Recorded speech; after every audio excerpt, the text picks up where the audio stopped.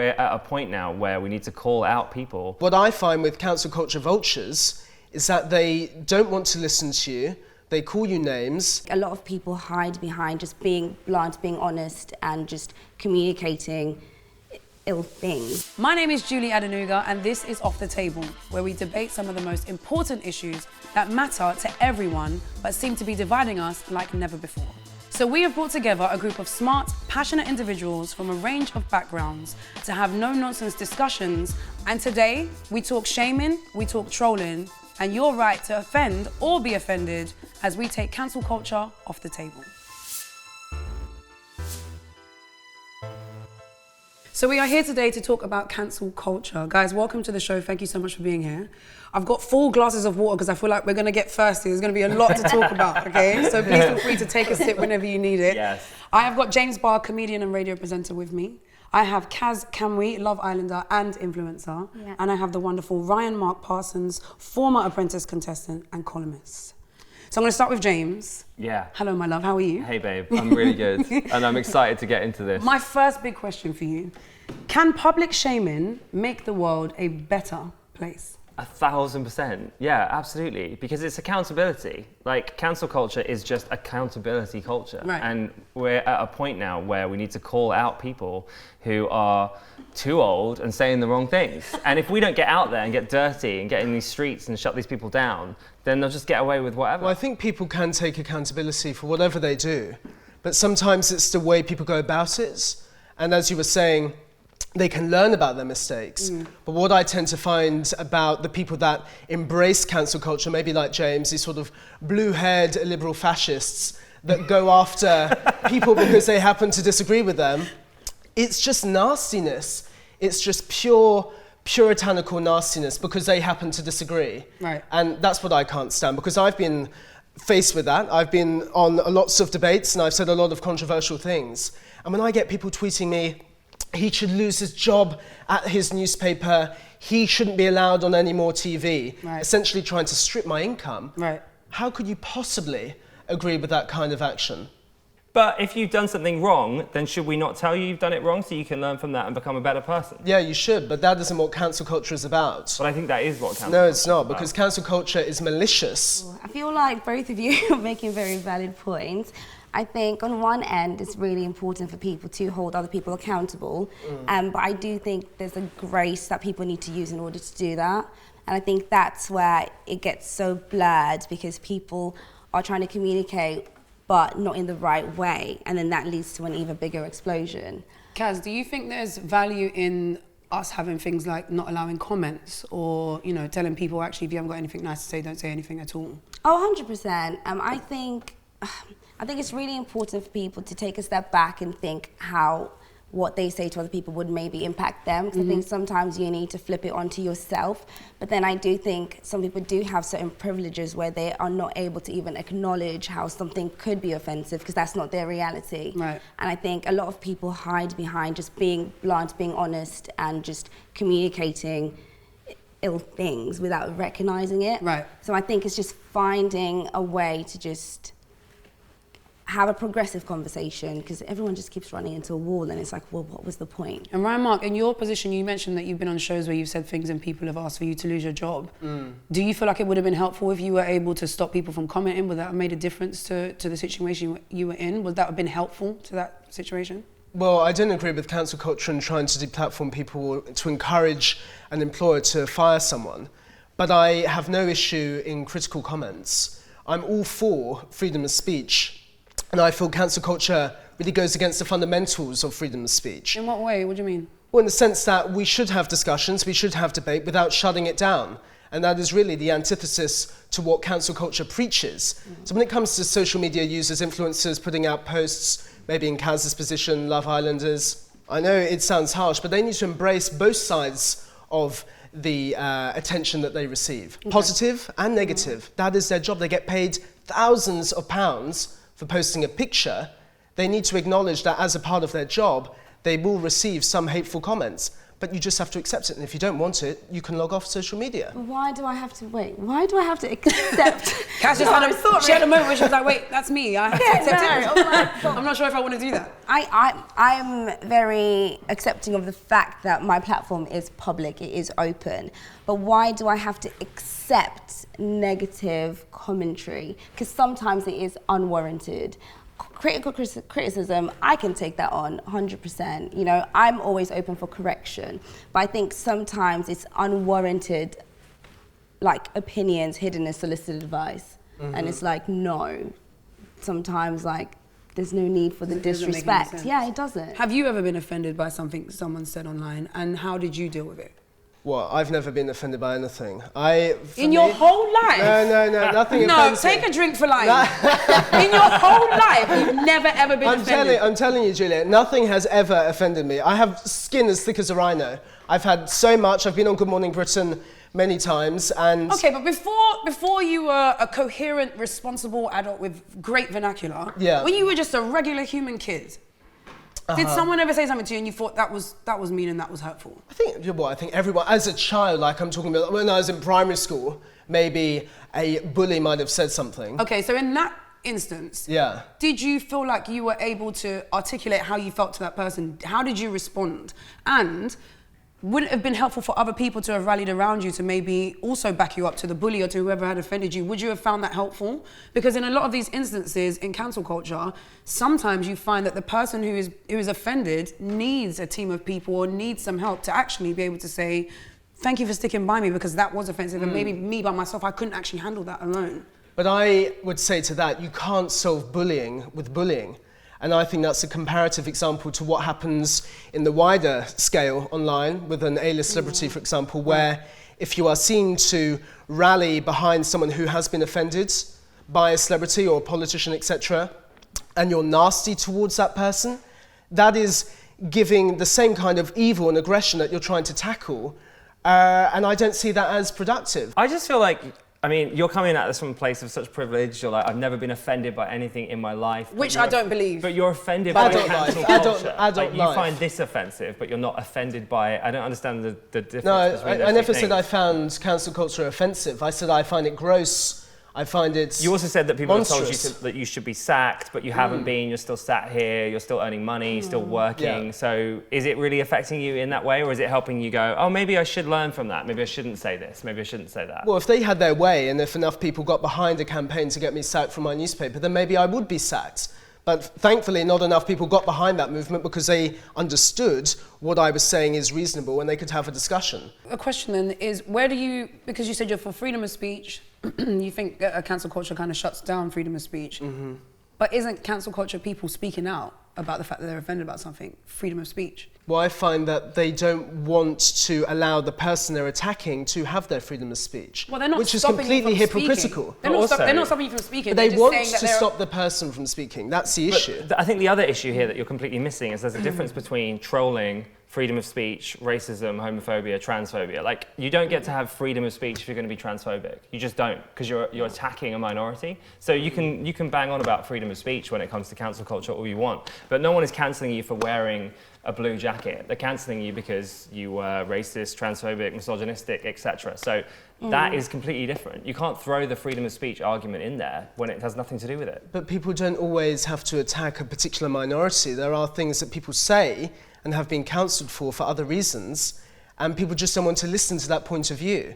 So it doesn't have to be about homophobia or transphobia. It could just be a completely different point of view, and the cancel culture vultures go after them just because they happen to disagree. I love and how they shut down when you say the cancel conversation. culture vultures. That was really good. There was a lot of vim behind that. It was a Cancel great culture soundbite. vultures. Yeah, but they are. Can I just pick up on what you both said? Because you're talking about freedom of speech, and I think it's a very interesting topic because I think you either have it or you don't have it. And you said something interesting just now, is that you don't get to have freedom of speech if you are using that freedom of speech to put down minorities, to put down people in general who are from a different place, for the colour of the skin, sexuality.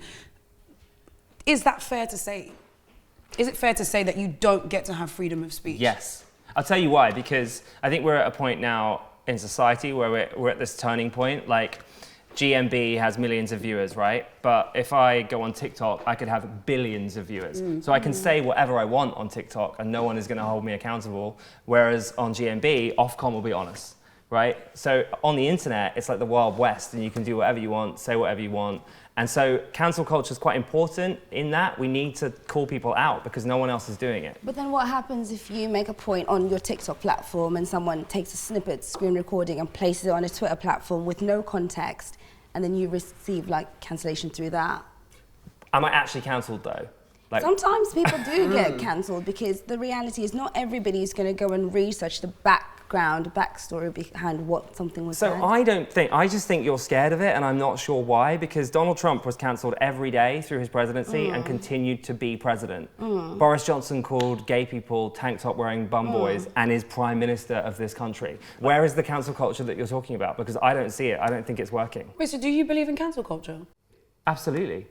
But then you just said that you don't think. No, that I'm it's saying right. it's holding people accountable and it is telling them what they've done wrong so that they can learn from that and hopefully be better people. But I don't think it's doing what you're suggesting. No, So but what you're saying it is does have real life effects, because I could reference Alexei McCammond, and she's a journalist in the US, and she was once Teen Vogue editor.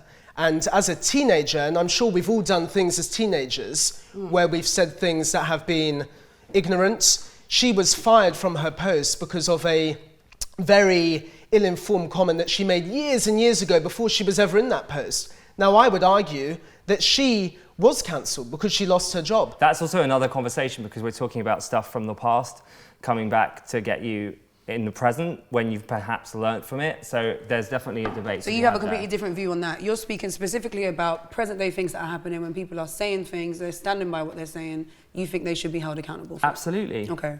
It's interesting because I think your term of cancel culture vulture is really standing out in my head. But I think it's interesting because people lump all of it together. And even in this conversation we're having now, it's clear that there are different parts and different sides to this topic that is cancel culture. I agree with you completely that there should be a way to hold people accountable because yes, there is Ofcom in TV world and there's absolutely nothing in internet world. But then at the same time, the people that are the Ofcom of the internet world, how do we know to trust them? How do we know that their opinions come from a place that aren't biased? How does someone wake up in the morning and think, actually, those are all valid opinions of what I said that's offensive and I should take that on board? Versus those are loads of people who have had a bad day and they're saying really negative things to me. So you're asking, how do we differentiate the difference between a cancel culture vulture and someone that is genuinely standing up and saying this is wrong? I think if you turn your cancel culture attack into an attack and you are then trolling someone or coming for their profession, perhaps that is over the line. Like if we're going to reduce ourselves to the same level as the person that we're attacking, then we're not doing any good at all. Okay. But I would say that is what cancel culture is all about. The word cancel means to cut something off. So what do you think it is? Is it accountability culture or cancel culture? Because if you believe in cancel culture, you believe in people getting cut off. I do, in a way, yeah. I do think there are certain people, there are obviously, the thing is we're just generalising with the word cancel. Yeah. There are so many different layers to this, and there are so many examples of people that should absolutely be cancelled for things they have done. And there are also versions of cancel culture where people should not be fully cancelled for what they've done, but should just take a minute to learn from what they've done. And I guess in like law, we have cancel culture too, right? If you murder someone, then in this country, I would hope you are officially cancelled and are put in jail. So it's like the internet version of that is got so many different versions. But they're guided by laws. So judges and people that enforce criminal justice, they are guided by laws of the land. Who is guiding those online who are cancelling, who have self-appointed themselves as these sort of moral arbiters to decide, well, actually, you're wrong, you're right, you're innocent, you're guilty. Who's given them that platform, that power to do that? And that is the point that I was just making. So a question for you then, Ryan-Mark, is what for you would make you feel more comfortable about that? Because you will say things that are offensive. A lot of us do sometimes online, sometimes offline. If you're in a position where you feel like you're saying controversial things, what for you would make sense? If you say something that Julia Adenuga wakes up and she says, that is bang out of order, how would you like me to approach that? Well, I would like you to tell me why you think I'm wrong, and then we can go forward and have a discussion. But what I find with cancel culture vultures is that they don't want to listen to you, they call you names, and they say that you should lose your job and you shouldn't have this. That's the key differential here between someone who's willing to have a discussion versus a cancel culture vulture that doesn't want to listen to you. Right. And this is what they do Right. when they go after celebrities. They're here lurking in the sky, waiting for their next victim. You really are picturing them as I'm actual trying to give birds, it. right? No, it's really, I'm creepy. seeing it as you're saying it. Speaking of celebrities, because this is another topic I want to quickly touch on. We've had Dave Chappelle in the news because of his stand-up on Netflix. Do you think, Kaz, I'm going to ask you actually, do you think that jokes should be off limits? Do you think that celebrities should find a way to express themselves where they don't have the vultures above their heads waiting to pounce on them? On one end, I think our society is becoming a little bit more sensitive, but I think warranted so. I think there's a lot of people who hide behind saying that people are easily offended. I think there needs to be some kind of filter when it comes down to comedy, which a lot of people don't agree with, but that's just my opinion. Yeah. And I think people need to be a little bit more cautious. No, I agree. And as a comedian, I think it's lazy to just make a joke about someone that is a minority or can't defend themselves. I think Dave Chappelle's stand-up is, there are moments that are touching, but and the loss of his friend is obviously massively sad, but it's lazy to just make transphobic jokes like that. That's just unnecessary. I just feel that we are so concerned about offending people. I think it's okay to be offended. We don't need to wrap people up in bubble wrap. But you've never been offended. No, but other people can be offended. So and you I think can that's just walk okay. around the earth not being offended by anything, but it's okay for everybody else to be In my offended sometimes. in my adult life, I've never been offended, and I actually prefer people to say nasty things because I like taking the mickey out of trolls. I think that's a fun part of what I do. But just go back to that bit I just said. Yeah. You said, I think it's okay for people to be offended in this life. Yeah. But you are saying this from a place of someone who has never been offended by anything. No, because I'm not a wet wipe. You know, I'm not sensitive, and I have a backbone. And this is why people are going to tweet you later. Yeah, well, they can. And there's not They going to be can. space for discourse because you're saying things like a wet wipe, which, can I just say, wet wipes are actually really helpful. Yeah, I love a wet wipe. So, being a Not wet that wipe. wet let wipe. me just finish with this because it's interesting that James is. I like the point that you made there. I think it was a really good point. Also, Kaz, same with you. But I want to take it back to what you said about there has to be space for there to be conversation. Yeah. Well, there's plenty of ways to reach Dave Chappelle. You could tweet him and outline. He doesn't believe in Twitter. So what's next? So J.K. Rowling, she's on Twitter. No, let's stick with Dave. Okay, you want to stick with Dave? Stick with Dave. Well, I'm sure he's an email, so you can reach out to Dave and you can tell him. You're fantastic. Keep going. You can tell him, listen, I disagree with what you've said on your Netflix show. This is why, and can you learn from this? But I feel going after him and starting a hate mob on Twitter, trying to get his show axed, isn't helpful. It's regressive. Why are we going to just pounce on people and not want them to learn Because from no what one else is some doing people from what some people deem is wrong? Because I'm sure there are many people that watch Dave Chappelle. In fact, he had a standing ovation during his show that actually find it funny and actually want to listen to him and enjoy his comedy. But just because this loud majority on Twitter, the cesspit that Twitter is, says, actually, I disagree with Dave, he's not funny, therefore he shouldn't have a platform, they shouldn't be able to dictate what happens in his career. So I would say, going back to your original question, if there is a way to reach out to someone you're offended by, don't do it in this nasty, malicious, arbitrary way that people tend to do on Twitter by saying you're wrong and I hate you and you are disgusting, you shouldn't be on Netflix. How does that solve anything? It's counterintuitive in my eyes. Guys, thank you so much for being here on Off the Table. It's been a pleasure to sit with you and have a wonderful conversation. I hope this conversation continues and moves in a positive direction. But it's been a pleasure. Thank you so much.